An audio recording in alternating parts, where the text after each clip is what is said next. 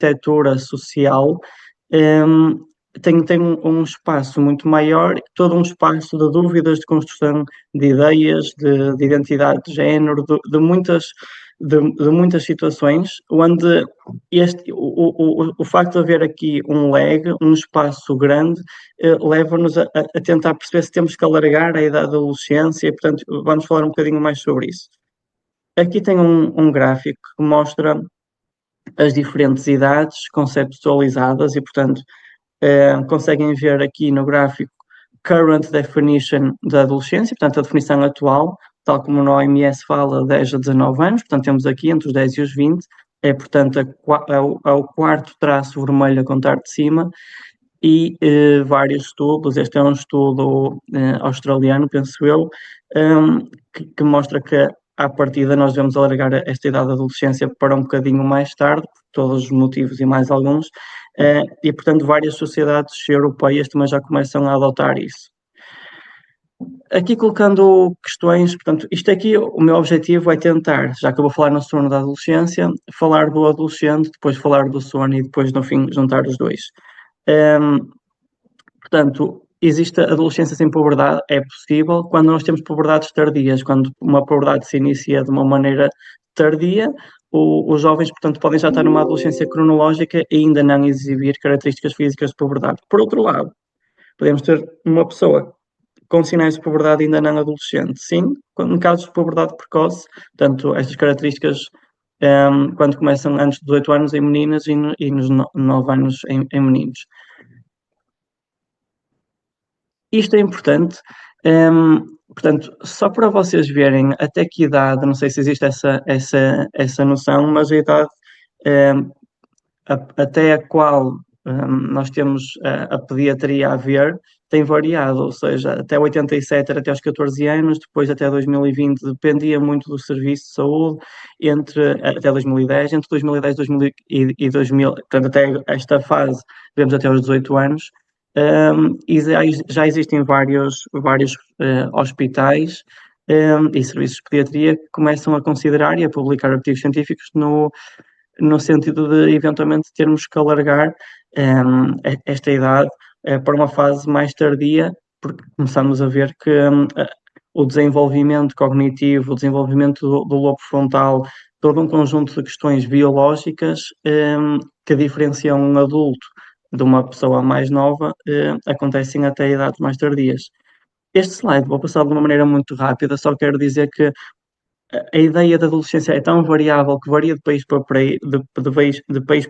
para país, e mesmo dentro dos diferentes países eles têm dificuldade em conseguir definir aquilo que conseguem responsabilizar e aquilo que conseguem empoderar os adolescentes. Portanto, a idade do voto, a idade para casar, o álcool, nos casos dos Estados Unidos, de ter armas, varia muito. Portanto, nós nos Estados Unidos podemos colocar adolescentes ao serviço militar, ao mesmo tempo, portanto, com 17 anos, ao mesmo tempo que ainda supostamente não podem beber álcool. Portanto, isto só demonstra uma dificuldade de legislação, porque é difícil sociologicamente perceber até que idade a que nós podemos e devemos empoderar ou então mais proteger. Duas imagens só para fazer pensar, portanto, adolescentes só existem agora no século XXI, os adolescentes com redes sociais que passam a maior parte do tempo em frente a ecrã, com uma linguagem muito própria, isto só existe agora. Portanto, a adolescência sempre existiu enquanto uma etapa, claro que muito diferente de agora, mas com as características que lhe são específicas, que eu tentei colocar aqui neste quadro, comportamentos impulsivos, portanto, a vontade de experimentar, a curiosidade, uma grande sensibilidade à crítica, muito maior na adolescência, enquanto estão a desenvolver ou dar mais valor ao que os outros dizem do que numa idade mais adulta, explorarem os valores, os ideais, porem em causa uma grande preocupação com a autoimagem, claro que de uma maneira muito diferente antigamente, natural e específica de cada época, mas estas características sempre existiram porque são biológicas, porque dependem do conjunto de hormonas e do tamanho das sinapses e da maneira como as sinapses estão a ser feitas e do desenvolvimento do lobo frontal do cérebro, da substância cinzenta. Portanto, isto é característico desde sempre, é uma característica da espécie humana e das suas fases de desenvolvimento, uma fase normal de desenvolvimento. Tendo falado da sexo da adolescência, podemos falar do sono. A arquitetura do sono pode ser dividida em várias etapas. Se calhar REM e não REM já diz alguma coisa a muitas pessoas, ainda que não consigam definir. E dentro das fases não REM, nós podemos dividi-las em várias. Até 2007 era dividido em 4 etapas, portanto, 1, 2, 3 e 4, de acordo com alguns tipos de ondas que eram observadas no EGIA, e outras características. Entretanto, desde 2007 que a fase 3 e a fase 4, portanto, no gráfico que vem à direita, fase 3 e a fase 4 estão fundidas e, portanto, só falamos em N1, N2 e N3. Falando do sono não REM, é o sono que faz a transição entre a vigília e o sono. Portanto, é um sono leve, na sua fase 1, e é facilmente desportável. Na sua fase 2 já começa a ser mais pesado, com relaxamento muscular mais acentuado, há uma redução do ritmo cardíaco e respiratório. Portanto, esta é a primeira fase, adormecemos e não passamos pela fase REM, passamos diretamente pela fase não REM, 1, depois 2, depois 3, como conseguem ver no gráfico. Pelo gráfico, vocês também conseguem ver, portanto, devem olhar para os traços que estão na horizontal para perceber a percentagem de tempo que passamos em cada uma das fases. E conseguem ver que a grande maioria do sono acaba por ser numa fase não REM, enquanto que a REM só temos ali alguns tracinhos horizontais muito mais estreitos. A fase não REM 3, portanto, é um estágio muito, muito importante e eu vou reforçar esta fase não 3 porque é uma das que sofre maiores alterações no adolescente. É fundamental para a regeneração, para o crescimento, o fortalecimento do sistema imunológico. E depois, finalmente, falar da fase REM. REM quer dizer Rapid Eye Movement, portanto, há um movimento muito acelerado dos olhos. Porquê?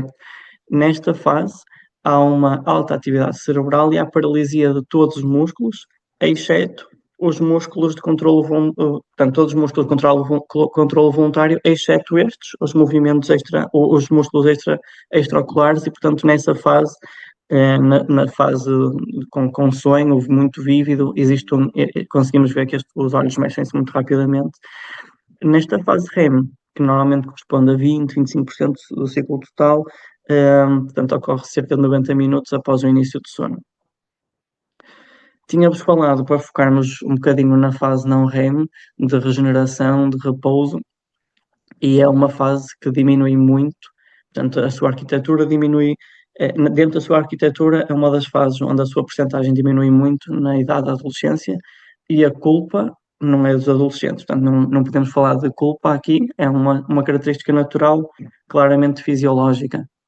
Falando de culpa ou da ausência dela, os adolescentes também não têm culpa do pico de produção de melatonina a correr cerca de 1 ou 2 horas mais tarde comparado à infância. Portanto, não são eles que definem quando é que é produzida a melatonina e, portanto, às vezes corremos o risco de tentar responsabilizá-los por não terem sono e eles não têm culpa disso, não é? Há uma diminuição substancial da substância cinzenta cortical e depois há aqui um conjunto de características também importante.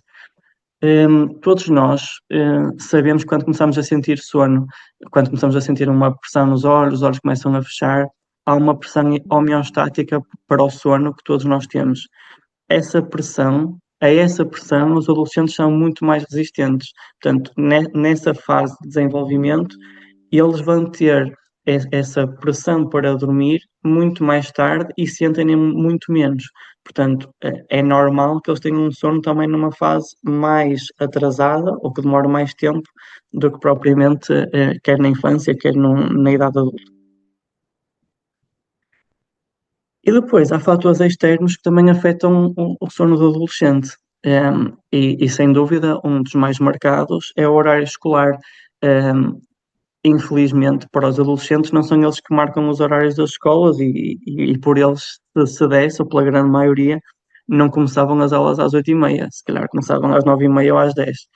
Agora, a sociedade também tenta-se reger pelos meios de transporte, pelos pais irem para o trabalho, porque em termos de ciência, isto é importante falar, há vários estudos feitos na Noruega, na Finlândia, nos Estados Unidos, que atrasar o horário escolar, portanto, começar mais tarde e permitir que o adolescente tenha um sono completo, reparador, vai permitir, e consegue-se medir isso, capacidades de cognição, de memória, de retenção, de aprendizagem, melhores resultados do que não acontecendo isso. Um exemplo mais fácil de perceber, nos Estados Unidos havia algumas cidades, alguns estados onde a escola começava às 7h20 e conseguiram atrasar em algumas escolas para as 8h30, 9h, e portanto conseguiram medir de facto isso e ter bons resultados. Aqui em Portugal será difícil isso acontecer, portanto, por variados motivos portanto, eventualmente para os adolescentes isso seria uma excelente medida, mas depois tudo aquilo que rodeia leva a que seja difícil de executar. Obviamente que também há bastante responsabilização, ou podemos colocar bastante peso e responsabilizar os adolescentes quando eles utilizam dispositivos eletrónicos ainda, não digo só uma hora antes de dormir, digo literalmente estarem na cama com o iPad, com o computador, com o telemóvel e portanto isso obviamente que não vai ajudar a adormecer. Há um conjunto de radiação na onda do azul que vai continuamente estimulando o cérebro e diminuindo o sono e diminuindo a produção de melatonina, portanto, obviamente que isso não é saudável, e uma boa higiene de sono implica a ausência de dispositivos eletrónicos 30 minutos, mas idealmente uma hora antes de dormir. Adicionalmente, pressão académica, tarefas escolares, ansiedade, portanto, é na adolescência que também se intensifica a carga escolar, que se começam a responsabilizar e que muitas vezes querem ter sucesso académico para atingirem determinados objetivos escolares e, portanto, começam a ficar mais ansiosos do que quando tinham, obviamente, 6 ou 7 ou 8 anos, portanto, começam a ter esse acúmulo de responsabilidade, e a ansiedade não ajuda a adormecer. O ambiente familiar eventualmente não propício, o consumo de cafeína, estimulantes, drogas, tudo isso vai afetar o sono. Funções do sono, portanto, recuperação física, o sono, especialmente o sono profundo na REM, promove a regeneração celular, reparação de tecidos, síntese proteica, libertação de hormonas, recuperação muscular, portanto, já sabemos e não precisamos de nenhuma aula nem nenhuma formação como esta para conseguir compreender isto e as funções do sono. Só escrevi aqui para relembrar: a consolidação de memórias acontece também essencialmente no sono REM e, portanto, existem inúmeras outras funções que eu coloquei aqui, que não preciso perder muito tempo com elas, porque acaba por ter um bocadinho de bom senso. A regulação emocional, fortalecer o sistema imunológico, acontece muito por produção de citocinas, e isso acontece essencialmente à noite. Aumenta a criatividade, a resolução de problemas, tudo isso está demonstrado. Uma boa higiene de sono leva a que isto tudo corra muito melhor. E nós também sabemos isto na idade adulta.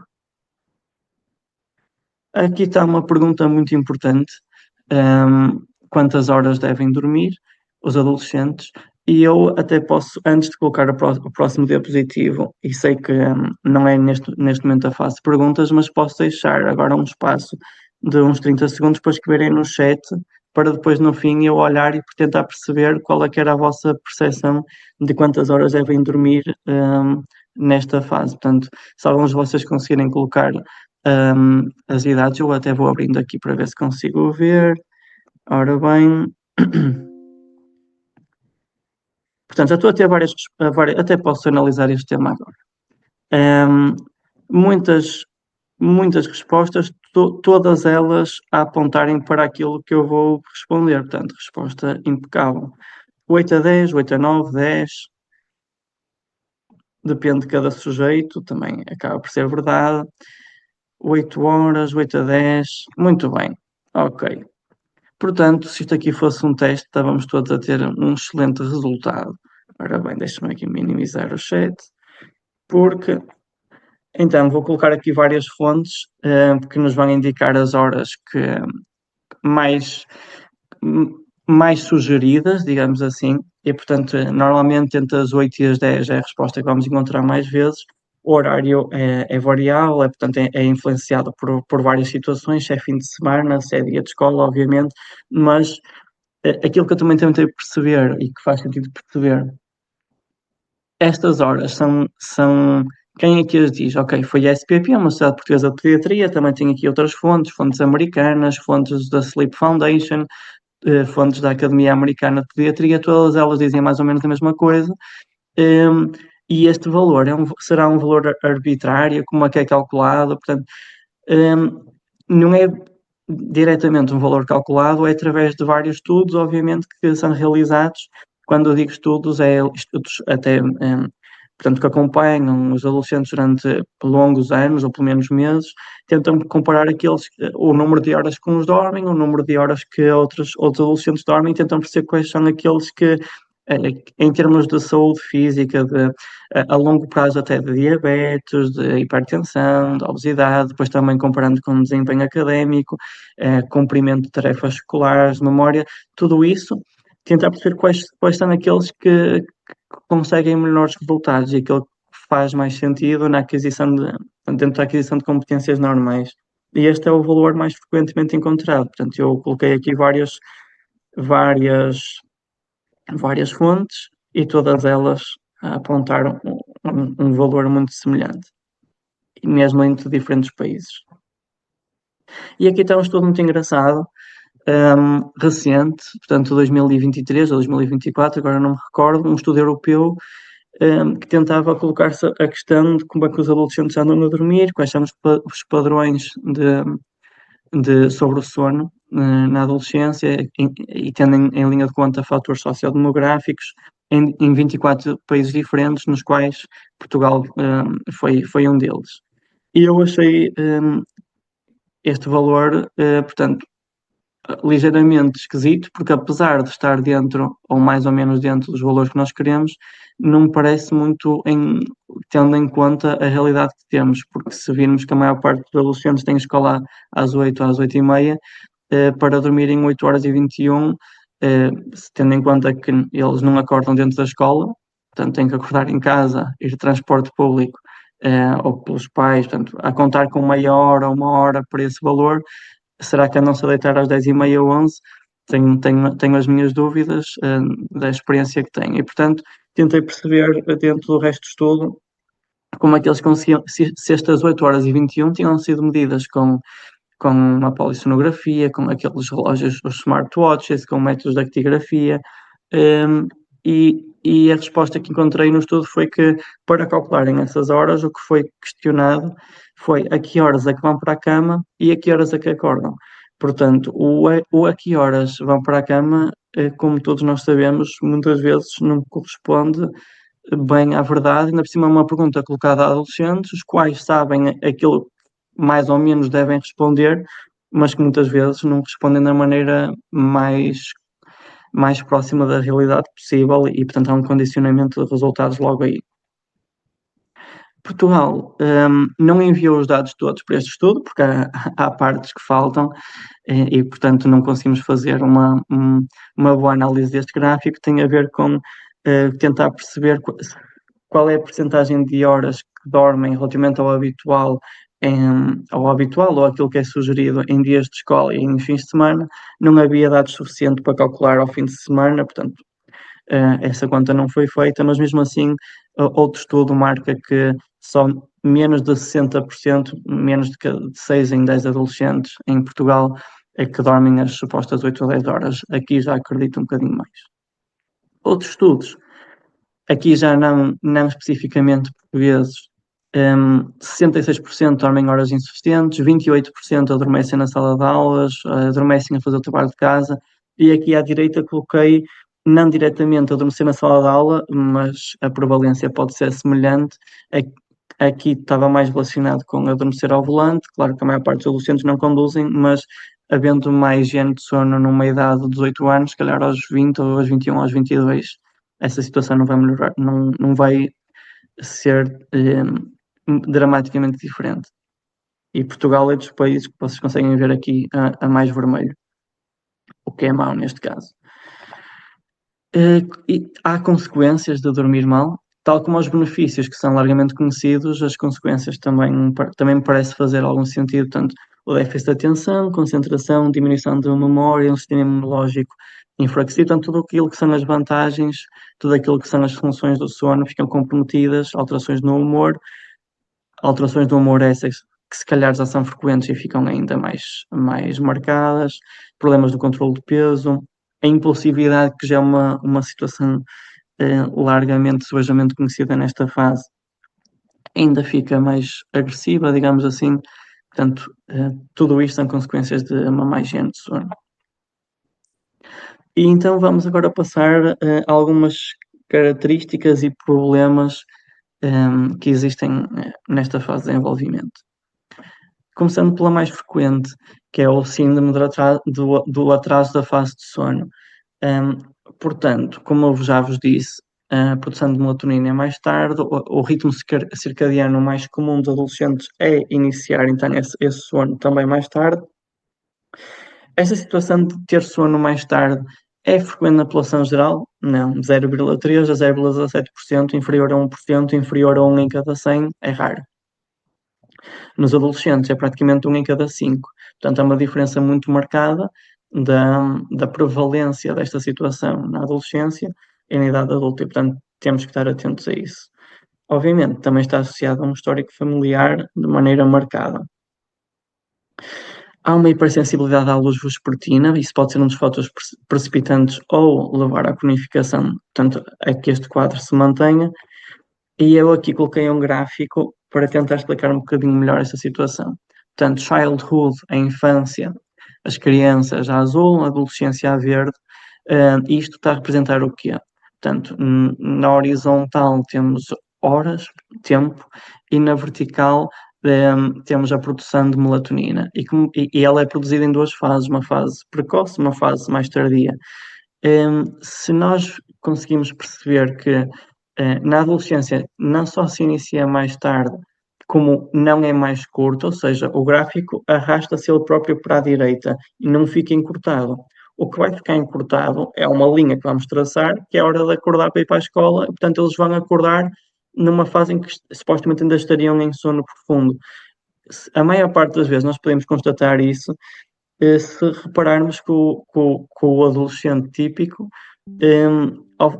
dorme um X número de horas em dia de escola, mas em fim de semana, quando não tem alarme, é capaz de dormir pelo menos mais 2 horas, 2 até 3 horas mais. Isto só mostra que não é ele que está a permitir-se dormir só aquele X número de horas, está a ser condicionado pelo alarme que tem, e quando tem a possibilidade, a sua higiene ou a sua arquitetura de sono necessita das tais 8 a 10, que muitas vezes não consegue ter em tempo de aulas, por diferentes fatores que nós já vimos. Alguns deles, os quais eles não são responsáveis. E portanto, isto aqui diz mesmo isso que eu acabei de dizer agora. Se durante a semana o início do sono está consideravelmente atrasado, nos fins de semana o tempo de sono for superior a mais de 2 horas em relação ao sono total dos dias da semana, devemos suspeitar da presença de uma síndrome de atraso de fase, com consequências variadas, obviamente atrasos crónicos na escola, ausências escolares recorrentes, conflitos familiares. Portanto, nós devemos falar nesta síndrome quando temos alteração da qualidade de vida, da capacidade e do sucesso académico, conflitos familiares. Nessa fase temos de facto é assim na medicina, quando às vezes temos características, às vezes temos patologias, e aquilo que difere as características das patologias está muitas vezes quando elas acabam por interferir no ritmo circadiano, no dia a dia, na relação interpessoal. E portanto, embora algum grau de vespertinidade seja normal durante a adolescência, aqui, sendo de atraso de fase de sono, é uma forma bem mais grave e quando interfere com este funcionamento social que foi o que acabei de dizer. Comorbilidades, e com comorbilidades aquilo que queremos dizer é situações que acontecem muitas vezes, não tem que ser por causa-consequência, mas acontecem muitas vezes nas mesmas pessoas. Estas características acabam por surgir também, características da doenças. A depressão, PHDA são muito, muito características de surgir também associadas a estas situações. existem alguns gráficos, nós podemos, isto é um gráfico de uma fonte inglesa, mas os portugueses vão dar muito ao mesmo, e é no sentido de pedirmos ao adolescente para conseguir marcar as horas em que vai dormir, as horas em que acorda, e obviamente também temos alguns métodos que não é só referente àquilo que ele diz, ainda por cima agora existem no mercado aplicações de telemóvel e relógios inteligentes que conseguem detectar quando uma pessoa está, obviamente com alguns erros, com alguns falsos positivos e negativos, mas basicamente funcionam como quando a pessoa está em repouso ou bem mais imóvel, acabam por detectar também alterações na frequência respiratória e cardíaca, e aí conseguir perceber que está numa fase de repouso, num sono mais profundo, e portanto conseguimos ter aí pelo menos uma ideia. Para fazer o diagnóstico, além do atraso significativo na fase do principal episódio de sono em relação ao horário de início e término do sono, deve ser evidenciado com uma queixa crónica recorrente do paciente ou de um cuidador, dificuldade em acordar no horário pretendido, estão presentes há pelo menos 3 meses, portanto não é só uma situação que aconteceu uma ou duas vezes, quando os pacientes podem escolher o seu horário livremente, uma melhoria da qualidade do sono e da duração do sono para a idade.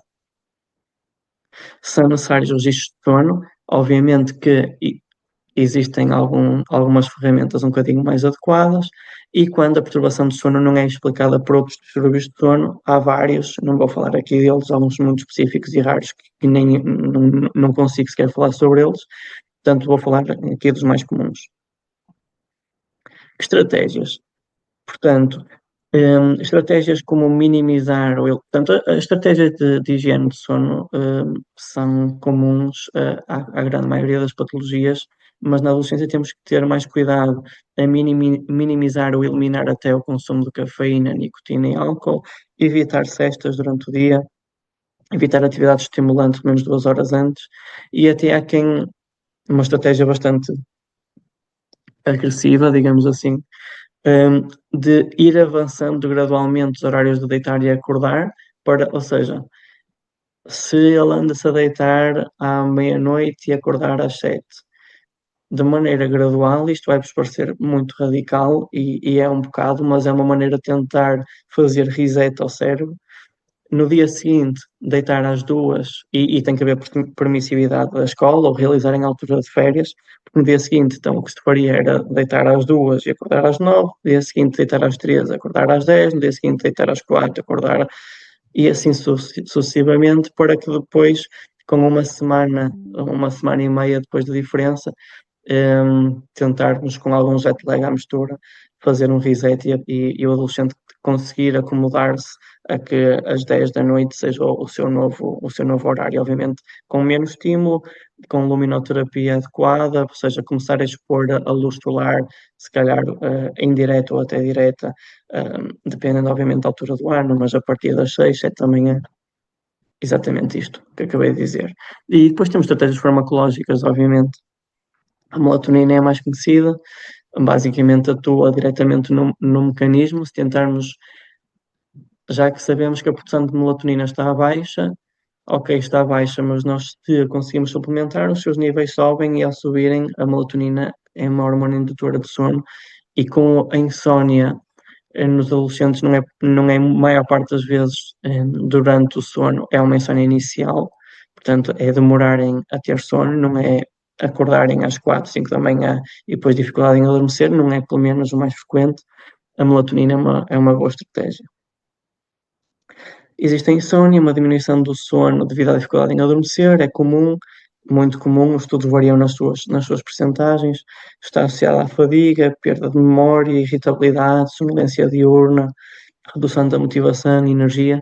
E eu pus esta fotografia aqui à direita, porque todos nós sabemos que uma das grandes causas de insónia é mesmo isto, é o scrolling constante, a procura de conteúdo que praticamente não tem conteúdo nenhum durante muito tempo. Além disso, nesta fase, os adolescentes comunicam essencialmente por redes, portanto, digitalmente. É assim que eles estabelecem relações, é assim que eles interagem com os pares.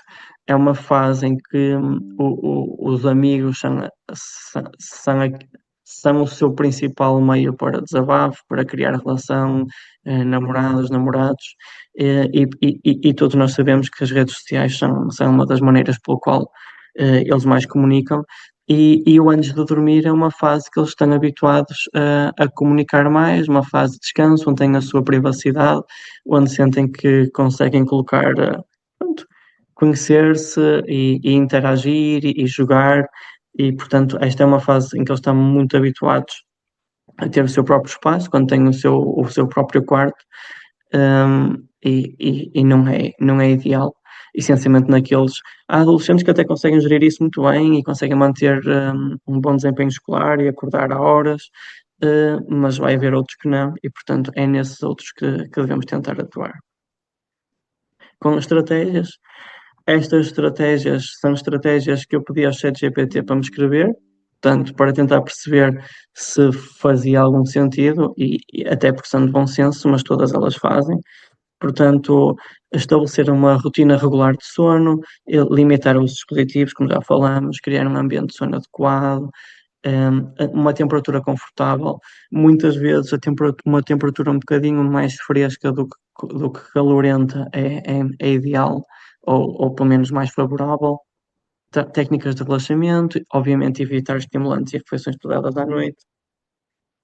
Saber isto todos nós sabemos, explicar isto aliás, até os adolescentes sabem, mais difícil é depois colocar em prática se eles não sentirem que está a afetar, e mesmo sabendo que está a afetar o dia a dia.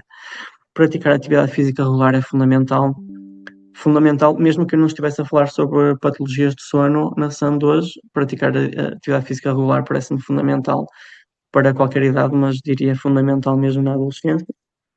Limitar excesso durante o dia, usar luz natural pela manhã, tudo isto. Existem estratégias farmacológicas? Existem. Antigamente usava-se muito o Atarax. O Atarax é um anti-histamínico, quase toda a gente conhece.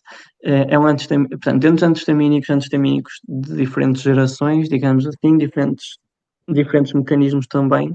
E o Atarax é de primeira geração e, portanto, tem uma capacidade, um efeito sedativo e hipnótico, portanto, de ajudar a adormecer, enquanto efeito adverso, porque o seu efeito ou o seu objetivo é essencialmente para o prurido, tirar a comichão, mas como efeito adverso, acarreta uma predisposição ou uma forte tendência a ter sono, e às vezes temos que utilizar alguns anti-histamínicos. A melatonina também, como já falamos, em diferentes preparações, e depois temos outras soluções que podem ou não ser solução de acordo com a situação específica, como são as benzodiazepinas. As benzodiazepinas, quase toda a gente conhece o alprazolam, que é o Xanax, o lorazepam, portanto todos estes nomes que acabam em PAN, a maior parte das vezes, são ansiolíticos, também têm de acordo, portanto, variando um bocadinho entre eles, têm alguma capacidade de induzir o sono, mas também têm capacidade de induzir tolerância e dependência. Portanto, estudos com benzodiazepinas na idade pediátrica há vários, e muitos advogam que não se devem utilizar ou que devem ser usados de caso a caso, em situações pontuais. E não, portanto, imaginemos, tem um adolescente que dorme mal nos dias antes de um teste, ou dias antes de uma apresentação oral. Tem um efeito ansiolítico, uma rápida duração, rápido, tem um rápido efeito, uma semivida mais ou menos curta, dependendo com aquilo que estamos a lidar, e como independência, mas só estamos a utilizar caso a caso e não diariamente, eventualmente podemos utilizar. E depois temos outras medicações, mas que não me parece que seja bem aqui o âmbito da apresentação. Aqui há uma questão, quando falamos de síndrome das pernas inquietas, que é frequente, é um distúrbio neurológico caracterizado por uma necessidade urgente de mover as pernas. Estes sintomas surgem ou agravam-se no final do dia e em situações de repouso, e 74% dos pacientes pediátricos dos pacientes pediátricos com síndrome de pernas inquietas é acompanhada de movimentos periódicos nas extremidades, portanto, que ocorrem durante o sono. Ao acontecer isto, o que acontece é que torna o sono bem mais superficial. Ao tornar o sono bem mais superficial, Como vocês viram, né, vou só voltar aqui, se calhar, uma imagem atrás, já volto aqui à frente. Todos nós, portanto, aqui vou olhar para a imagem de baixo. Todos nós não temos apenas um ciclo de sono por noite, temos vários. Isto é cíclico. E, portanto, sempre que estamos numa fase de subida, a ficar do 3, 2, 1, REM, portanto, passando de um sono profundo para um sono bem mais superficial, um, estamos muito próximos de ser despertáveis. E naquelas pessoas que estão muito próximas de ser despertáveis, se ainda houver mais estímulos, acaba mesmo por despertar. Enquanto que às vezes estamos muito próximos desses micro-despertares, que muitas vezes nem nos apercebemos durante a noite, mas não houve nenhum estímulo, voltamos a adormecer e, portanto, depois voltamos a entrar rapidamente numa fase de sono profundo.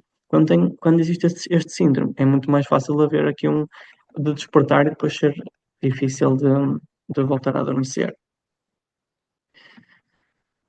Caracteriza-se porque o nome indica, não é? Pernas inquietas, urgência em mover as pernas, começam ou pioram essencialmente em períodos de inatividade, eh, normalmente mais à tarde ou à noite, e, pronto, medidas, a higiene do sono normal, aquilo que se verificou, ainda sem saber muito bem porquê, reparou-se que em miúdos, adolescentes, que muitas vezes tinham déficit de ferro e que os suplementávamos para esses déficits de ferro, muitas vezes até sem ter anemia, mas tinham uma ferritina um bocadinho mais baixa. Quando suplementados para essa situação, referiam que o sono também melhorava, e essa situação das pernas inquietas ou irrequietas mesmo durante o dia também melhoravam, e depois começou a fazer estudos para tentar averiguar se isso acontecia mesmo, e a verdade é que em termos empíricos, e aquilo que está recomendado, é ter até níveis sobre normais, portanto, mesmo que estejam num nível normal, tentar suplementar para ficar num limite superior do normal, e às vezes instituir aqui suplementos de ferro quando em situações de algumas dificuldades durante o sono, por vezes tem bom resultado. E aqui só passar muito rapidamente, portanto, falámos de insónia e agora queria introduzir um novo termo que é a parassónia, e já estou a finalizar. As parassónias, basicamente, o que acontece é que não são distúrbios de sono caracterizados por comportamentos, movimentos, emoções ou sonhos que ocorrem durante o sono ou nas transições entre o sono e a vigília e podem acontecer na fase REM ou na REM. Quando é numa fase REM, ou seja, mais próximo da vigília, mais facilmente despertável, portanto, vamos nos lembrar, temos os pesadelos. Por outro lado, aquelas crianças pequeninas que têm os terrores noturnos e que depois não se lembram quando acordam, ou o caso de sonambulismo, acontecem nas fases não REM, são fases mais profundas e daí não nos lembrarmos. São um bocadinho, portanto, pesadelos às vezes ainda acontecem, muitas vezes associadas com outras alterações psicológicas, e miúdos com alguma ansiedade, ou às vezes algum trigger, porque viram um filme, alguma série, e ficam com algumas fobias associadas, e são situações que também merecem atenção. Eu queria colocar aqui, e vou deixar algum tempo para se vocês quiserem ver, aqui coloquei o código, este código QWERTY, QR Code, aliás, para se quiserem apontar o telemóvel, se o tiverem à mão. São três boas palestras sobre sono, a do meio que fala exatamente daquele assunto que falei, de uma responsabilização dos adolescentes relativamente ao sono e de tentar perceber se a escola começasse mais tarde, isso seria benefício. E portanto tenta colocar, e esta também foi a minha função, o meu objetivo nesta apresentação, tentar tirar o adolescente como mal da fita, um, em algumas circunstâncias, porque muitas das vezes ele não tem culpa de ter o sono mais tardio. Claro que às vezes temos na mesma que ter estratégias para o conseguir melhorar, mas há muitos fatores biológicos, bioquímicos que ele não consegue controlar e portanto adormece mais tarde. E portanto, com esta encerra a minha apresentação. Vou colocar aqui novamente de início, vou olhar para as perguntas para depois as responder. Ora bem, voltando aqui atrás. A causa da produção da melatonina ser mais tardia que nas crianças. A causa específica, portanto, isto está tudo muito relacionado com a hipófise, mas, em termos de saber porque é que é só produzida mais tarde, penso eu não sei se há algum estudo que o indica, sabemos que isso acontece. Agora, se tem à partida tem a ver com a regulação do eixo, com o desenvolvimento neuronal e eventualmente, eh muita relação com a parte hormonal portanto, uma indução mais tardia, mas, é uma situação que acontece com a idade. Se já existe uma causa específica, desconheço. Ora bem, quanto aos valores de ferritina considerados normais, tentar, portanto, os laboratórios vão variar sempre muito, na sua definição, alguns variam entre os 20 e os 50, de acordo com as gramas ou com o seu valor de referência no final. O objetivo é ter, ou seja, olhar para os valores de referência e tentar perceber ter mais 20 do que os valores de referência normalmente indicam. Portanto, se for, por exemplo, o 20-50, se estiver no limite superior da normalidade, entre os 40 e os 50, seria o ideal e, portanto, aí não há déficit, estará um valor sobre normal. Colocar o último slide, já coloco.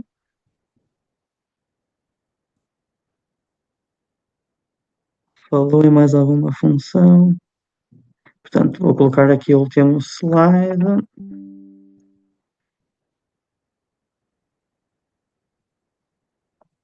para fazerem aqui o print. Atletas federados de alto rendimento necessitam de um aumento na duração de sono. É uma boa questão e que faz todo sentido por aquilo que eu falei, porque por causa da regeneração muscular, de que eles precisam de repouso para haver uma boa recuperação. Eh, Sem dúvida, precisam de uma boa higiene. Quanto ao aumento de duração, vai depender da qualidade de sono. Se for obviamente aqui as 8 e as 10 horas são importantes.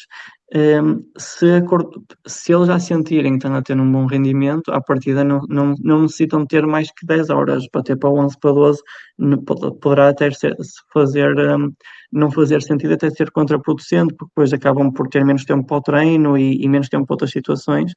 A questão é que normalmente os atletas, por praticarem exercício físico, já acabam por ter quase como consequência um melhor sono, porque o desporto em si, um desporto ao final do dia, e mesmo que seja matinal, é muito regulador, muitas vezes pelo cansaço em si induzido, acaba por também dar sono associado. Portanto, o desporto já enquanto uma atividade super saudável que é, já por si só acaba por ajudar numa uma boa higiene de sono. Portanto, em termos de duração, vamos criar na mesma as 8 às 10 horas, não é por ter um atleta federado ou que pratica desporto 5 ou 6 dias por semana que precisa dormir mais que as 8, 10 horas recomendadas. Ok.